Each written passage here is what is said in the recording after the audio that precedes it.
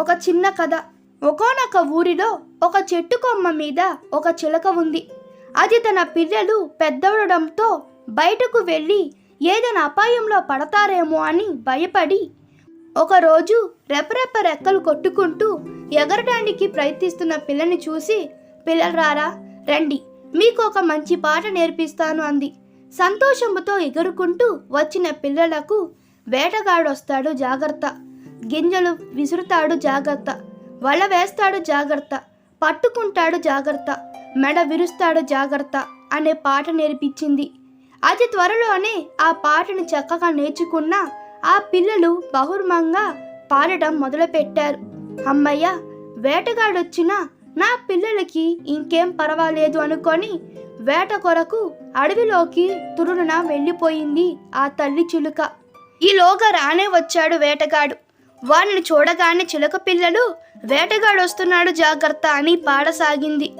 అది విన్న వేటగాడు అడిలిపోయి చెట్టు చాటున నక్కి పోని గింజలు విసురుతామని గింజలు విసిరాడు. వెంటనే ఆ చిలుక పిల్లలు గింజలు విసురుతున్నాడు జాగ్రత్త అని పాడసాగింది. ఆశ్చర్యపడ్డ వేటగాడు ఏం చేయాలో అందగాక వల వేశాడు.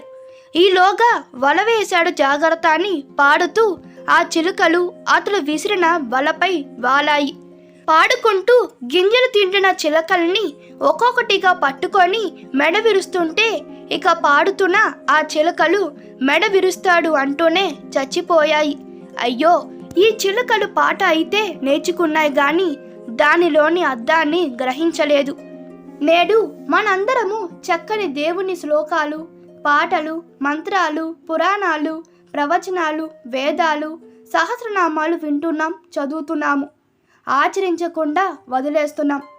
ఋషులు వాటిని పాటించమన్నారు గాని 11 సార్లు చెయ్యి, మండలం చెయ్యి, 1,00,000 సార్లు చెయ్యి అని ఎక్కడా చెప్పినట్లు లేదు.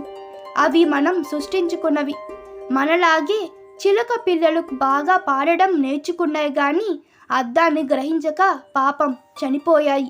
ఈ వీడియో మీకు నచ్చినట్లయితే మీ అభిప్రాయాలు కామెంట్లో తెలపండి. Please like, share and subscribe to my channel. Thank you.